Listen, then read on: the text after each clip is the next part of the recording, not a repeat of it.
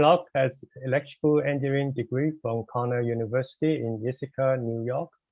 He has 24 years career in test equipment, studied at the Teradyne in Boston, Massachusetts, as a design engineer in the microwave business unit.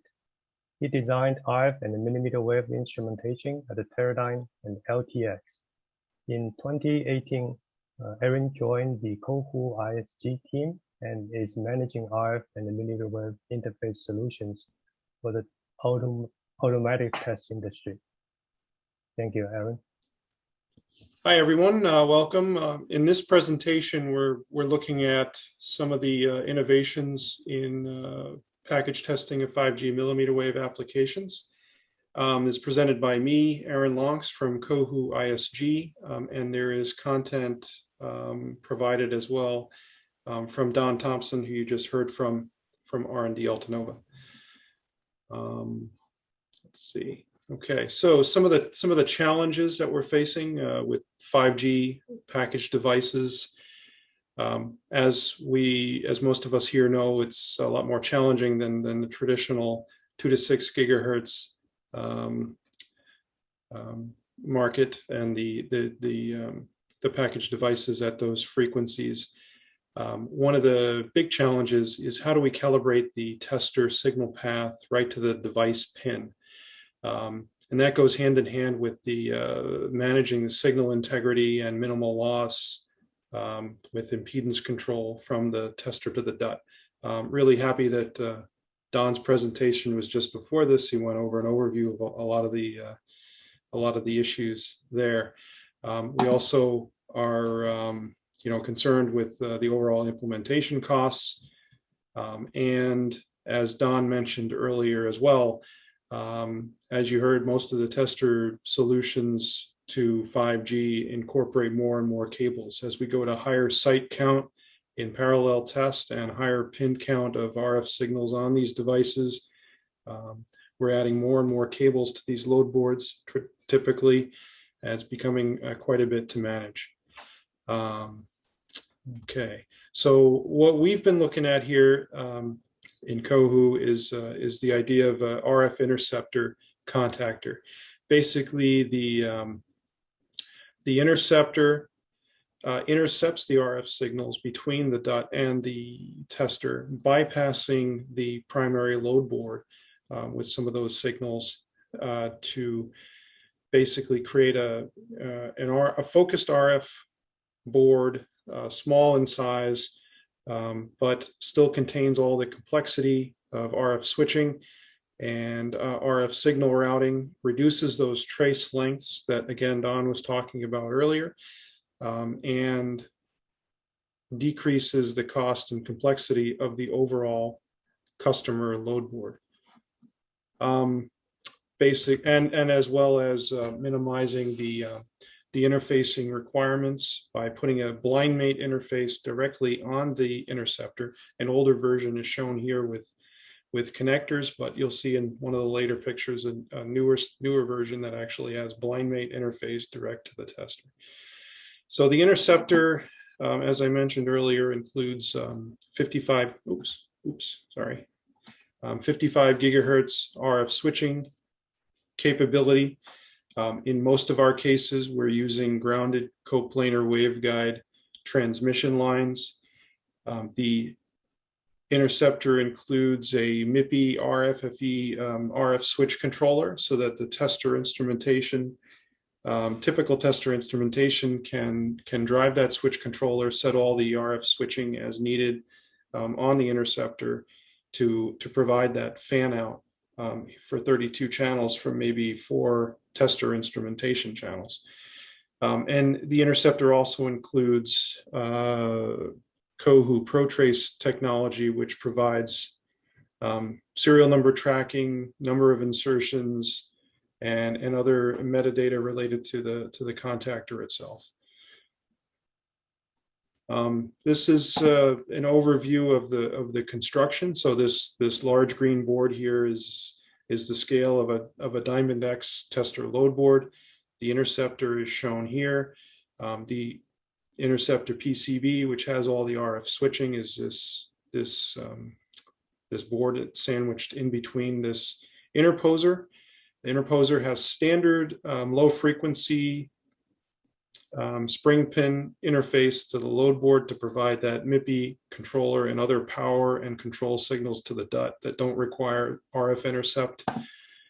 There is what we call our C-Racer, Cohu C-Racer contactor here, which provides, which has a impedance matched spring pin interface to the DUT.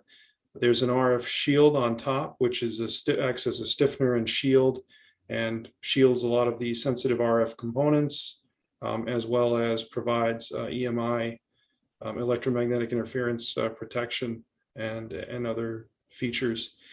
These cavities here that you see in the interposer and the load board allow the blind mate interface to go directly up through the load board and interface directly with the tester side of this interceptor PCB.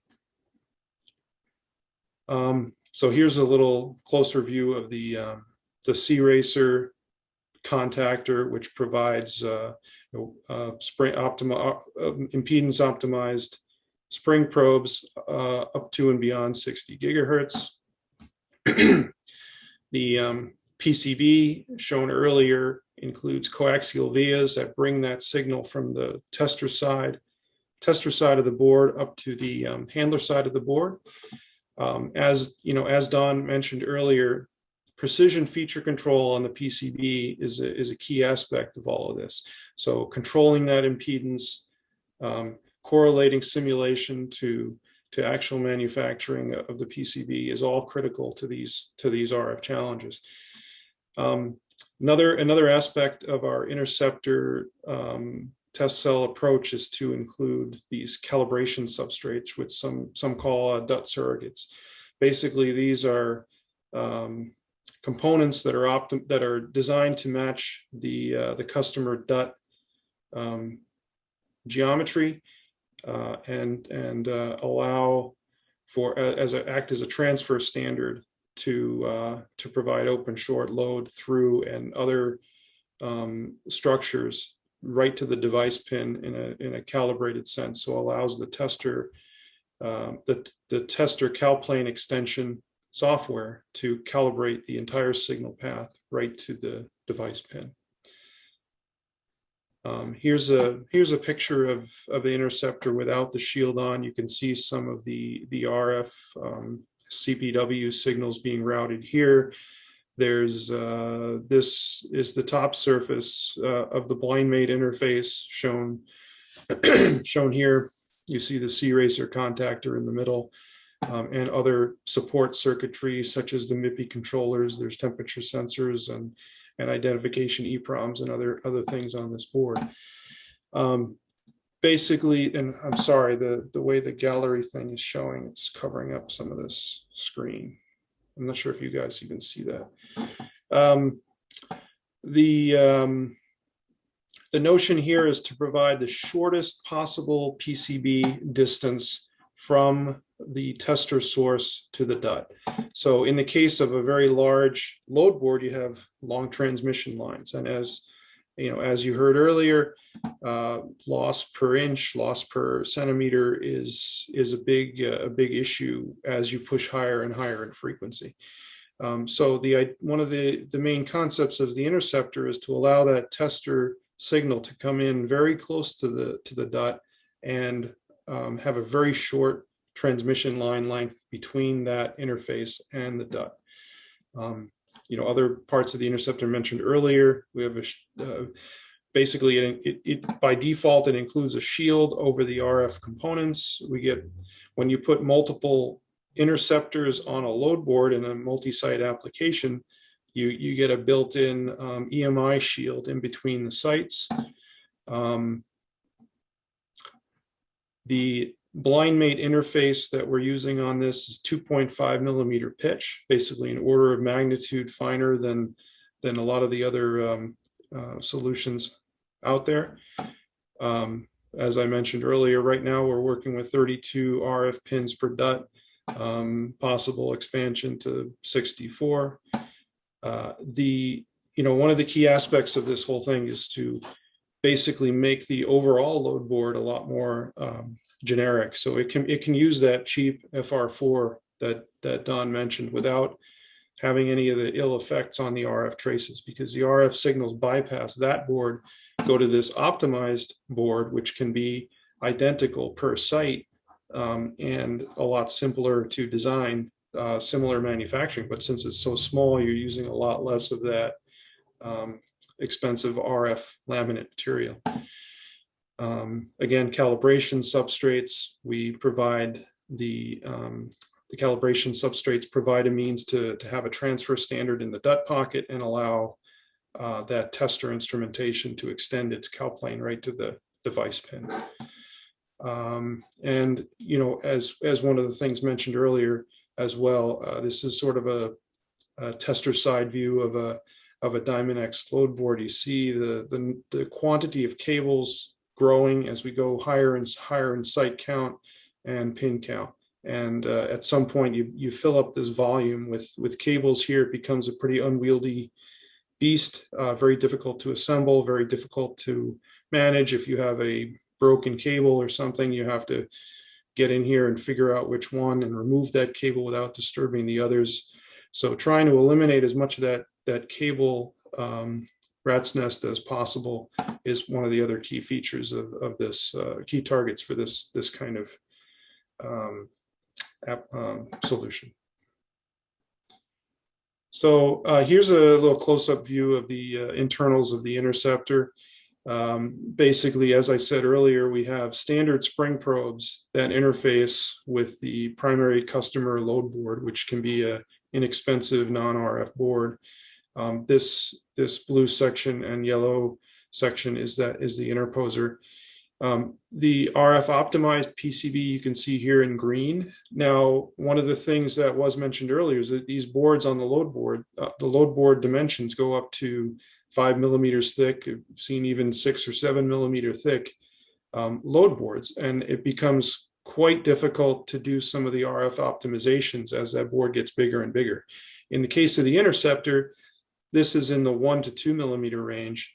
Much more manageable in terms of your optimizing your RF structures on this kind of dimension versus that very large load board. And then we have the C-Racer optimized 60 gigahertz and above spring probes in here that we support for any pitch really, and that provides that final impedance controlled interconnect between the board and the device. This is the DUT pocket in here. Sorry, I probably dive into the details a little too quick, but this is the DUT pocket in here with the C-Racer plastic body here. And again, the PCB is green, and this interposer, which is also your basic plastic contactor, doesn't have to be optimized with standard probes down here. Excuse me. Another view of the interceptor, again, this time with the shield in this case. So we've got the shield here. This is just a plastic cover protecting the DUT pocket for shipment and storage. But this shows the view of the interceptor after the stiffener has been applied. You can see the PCB underneath here, and the interposer is this darker colored plastic down here. Again, with the shield removed, but a manual actuator installed. And you can see one of our calibration substrates in the DUT pocket in here. So again, this is the same board I showed earlier. You can see some of the RF signal routing coplanar waveguide over here, and the blind mate interfaces underneath these structures here. I wish I had the picture of the board of these interceptors on an actual load board, but that load board is not due for at least another couple weeks. So we're seeing some of the pictures just of the interceptor. I think that's everything on this page. Some of the, as I mentioned earlier, key enabling technologies. We got to get the signal from that blind. When you have cables, you can connect the cables to the handler side of the board. You can route all your traces on the handler side of the board if you have space. And you bypass the need to go through the board a lot of times. In the case of having a blind mate, we have to get the signal from the tester side of the interceptor to the handler side of the interceptor. So one of the key features is this coaxial via technology that can that can perform well up to 90 gigahertz that we've seen, basically embedding a coaxial structure into the board and providing that well matched structure from, in this case, if this was the tester side of the board and this was the handler side of the board, bringing that signal right through. You can see here insertion loss right through the board, very good, 0.5 dB loss through this structure. The size of this is quite nice. You can see here a top side view. This matches very well with the standard CPW geometries that we're using on these boards. So this is recognizing this looks like a single pole double throw RF switch in an LGA style package, which is we use large numbers of these on these applications. As mentioned here, prior to having this prior to having this coaxial via structure, we'd have things like tuned impedance vias or caged vias, where you have a central signal via surrounded by other grounding vias. The picture doesn't here show it, but I'm just kind of drawing with my mouse, where you'd have a signal via in the middle, it's surrounded by some grounding vias. Typically these, because there's a gap in the coaxial environment, typically break down 30 gigahertz. We've seen uses up to 35, 40 gigahertz, but these become very, very challenging as you push higher in frequency. And that's the key benefit of this coaxial structure. Again, precision feature control. Sorry, this is a little bit, repetitive if you saw Don's presentation, but here you can see a cross-sectional view of a grounded coplanar waveguide. In this case, we've got a 2 mil wide trace, and it looks like maybe a 3 mil gap in this structure here. And you can see where if you have plus or minus 1 mil accuracy, this center trace is going to have plus or minus 50% of its width in that tolerance. So you need to be able to control these features very, very well, minimize all these discontinuities between, say, switches and transmission lines and so on. And that's, it's a key aspect of this, just like any other load board design. And, again, mentioning the importance of correlating simulation to the PCB structure, being able to understand where all these dimensions physically lie after all those plating steps and planarization steps that you just saw is key to all of this. So, we want to simulate the finished dimension, not just because if you start with 1/2 ounce copper, you're not going to end up with 1/2 ounce copper. If you start with 1/2 ounce copper, you go through a number of plating steps, you go through a number of planarization steps, and where do you end up at the end? That's what we want to simulate. And as well as the specific metals and other things that are in the structure and the surface roughness. Okay, excuse me. So calibration, this slide here on calibration substrates. So typically with most RF ATE applications and millimeter wave applications, we see two main calibration types. We can call this scalar calibration, which is really magnitude only, meaning maybe you characterize your insertion loss of your load board, and that's you don't focus on the mismatch effects. And then there's vector calibration, which is basically a full S parameter characterization of your system, so you understand the mismatch effects between the different components of your system, and they're properly taken out of the those errors are taken out of the calibration of the tester so that you get a good accurate calibration right to the device pin. And then there's calibration methods. So how do you account for these two calibration types?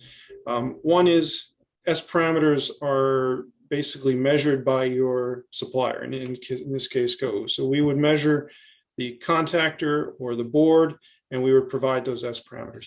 This kind of breaks down when you're getting a board from one supplier and you're getting a contactor from another supplier. They might both provide their S parameters, but then when you cascade those S parameters, you typically end up with a little more error than you expect. There's a little bit of measurement error in each one of those two measurements. And really what you want to do is measure them both together, mated pair in most cases, if you're doing an S parameter measurement. So in that case, the interceptor is again helpful because we would supply the interceptor which is a full assembly, including connection to the tester interface, right to the DUT. But in some cases that doesn't, that's still not as good as an in-system calibration. Then there's a known good device known good device calibration that we've seen, where maybe the customer, maybe the end application has some devices that were measured on the bench or in some engineering characterization effort, and then those are used to act as a transfer standard. Maybe an application runs measuring those devices and does a sort of an insertion loss cal or something else with your load board. That has their own issues. It all depends on how well those devices are managed, how they behave over time. Can you reproduce those devices after the engineering characterization group has moved to some other project? That has their own issues. Then there's OSLT calibration substrates, which we're talking about here. Basically, we can provide these transfer standards, these calibration substrates that, depending on the application, can have different structures. They can be an open short load type structure to provide those, a 12-term, a 3-term or 12-term error model for the tester. They can have through lines for either vector or scalar calibrations. And these are all custom made to mimic the device geometry or the device package.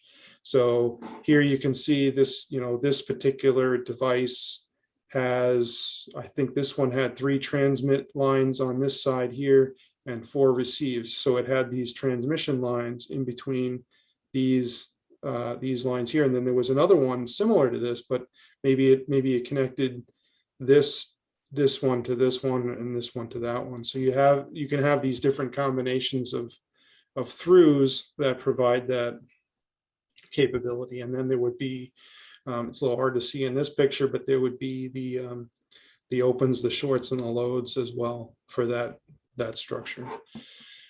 In the case of these, we would measure all of these calibration substrates. We would include S parameters. Everything is serialized with these calibration substrates so that when they're used, you know which one you're using data for. Keep going backwards here, sorry. Did I cover everything on this slide? I think so. Yeah, so with the calibration substrates, you basically, you take out most of the mismatch effects between the tester and the device. So whenever you take a load board or an interceptor from one tester, move it to another, you have different RF match between the tester connection and the board, and those errors can add up. With the calibration substrates, you're basically, you can have this run very quickly in your user application to where it calibrates out all of those systematic errors, right before the test is executed. So all the systematic errors in line between the tester and the device can be removed with with the cal substrates. Okay, next slide. Just this one performance slide. Like I said, we're waiting for some of our boards to come back. So I have this one right here. Sorry, the lights went out. This is just showing a quick measurement we did where we're basically going into the interceptor, through the path on the interceptor, through the C-racer contactor, into one of our through calibration substrates, back into the interceptor, I'm sorry, back through the C-racer portion, back into the interceptor PCB, and then to the blind mate interface again. And so this is a full loop back test of insertion loss. You can see here we're performing at 16 dB-ish up to about 50 gigahertz insertion loss through that. This is one of the very earlier ones that we've done. And like I said, we're still waiting for the larger PCB to do a more multi-site application and other kinds of tests with this.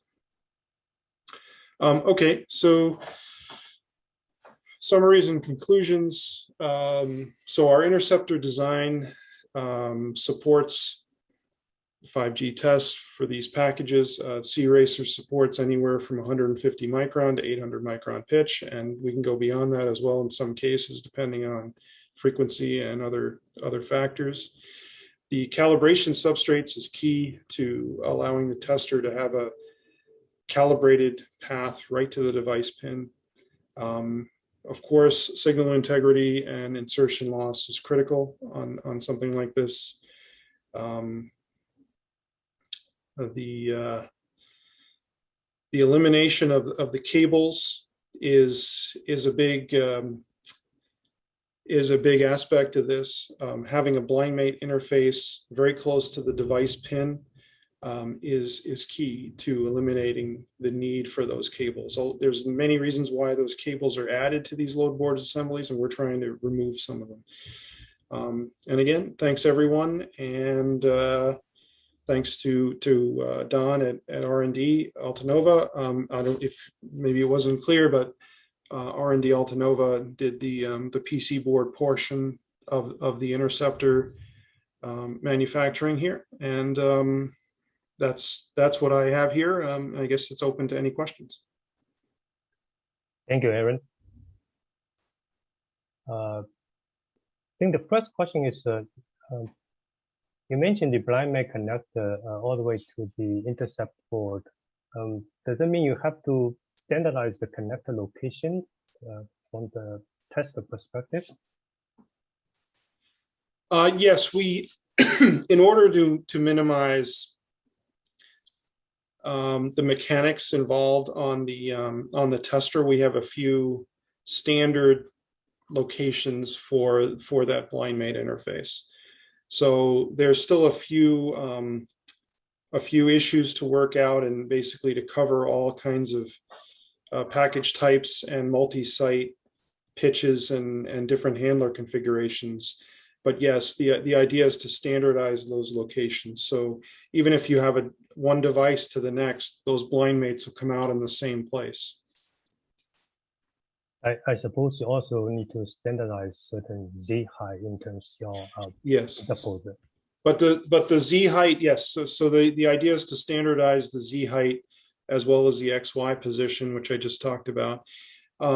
Standardizing the Z height, we've discussed even with that, multiple different Z heights that can be supported. But it would be it's not just any Z height. It would be sort of pick from a menu of Z heights that would be supported. And I think we've got either 2 or 3 at this point. Okay. So audience is interested in what technology is used for RF switching and multiplexing in your design? Well, we use standard packaged CMOS switching on these. We've used a few different switch technologies so far. I'm not sure about getting into the details of exactly which components we're using here. Okay. If that's... There are few questions interested in the coaxial via. I think folks try to understand what is the design guideline for the coaxial via and what the material is using for the coax dielectric. Is it the same as PCB or is this a different material? Well, I'm not sure if Don is allowed to pipe in here, but I know that here you see a 150 mil pitch on the via. There are aspect ratio limitations, and what I would suggest is, versus hearing it from me, R&D Altanova has a design rules document on this, and what I'd suggest is reaching out to them to get the specifics on that. I don't, and I'm not sure if Don is on or not, if he'd want to answer any of that, but I don't mind a quick answer. It's a different dielectric than the PCB dielectric, but it's been optimized for high-speed performance. Thank you, Don. There's a question regarding to the calibration file. Do you provide a separate calibration S parameter file for each step path in multi-site application? Yeah, so our standard is to measure and provide S parameters for every path on a typical contactor or interceptor. So we would provide the S parameters for every path that you might see here. So if there's 32 DUT pins, there's going to be 32 paths from that need to be measured and characterized, and we would provide S parameters for those. In the case of the cal substrates, we are in the process of, first let me say, so for cal substrates, we provide every measurement for every cal substrate as well today. We are in the process of attempting to determine the accuracy of cal coefficients so that we don't need to, we can measure all the cal substrates, but then provide a coefficient-based cal standard. Okay. There's a question, I'm not completely clear, but I think it's related to the cal file. Is it EEPROM based like a solution? So at the current implementation is, let me go to the slide where I talked about that. So the current implementation of smarts, if you will, on the interceptor is to provide basically a serial number of insertions, and then a couple fields of other data that can be read either by the tester or by the handler. We have been discussing a couple of different options for actually providing the S parameter data on an EEPROM, on a flash memory of some kind on the interceptor. One of the bigger issues to deal with is consuming tester resources to provide a high enough speed interface that it makes sense to do that. Because if in this case with this MIPI controller, we're using a fairly low speed data interface because there's not a lot of data transacting between the interceptor and the tester. But in the case of an S parameter file, if you wanted to download an S parameter file, let's say from the interceptor, usually looking at, at a minimum hundreds of kilobytes of data or more. And then when you're talking about 32 ports, it becomes quite a bit of data. So using a low speed tester interface becomes a bit problematic. So we're looking at a few options for a higher speed interface that allows us to do that. That would be on sort of a follow-on approach. But in the case of today, the idea is to provide a serial number, an electronically readable serial number on the interceptor, and then basically through lookup tables and so forth, you can, the tester can look up the correct S parameter file and then use that. Okay. So we have one last question: is this interceptor only be used for Cohu tester, or Cohu can provide interceptor for other testers? Um, that's a very good question. Currently, we are targeting this for Cohu tester applications for the full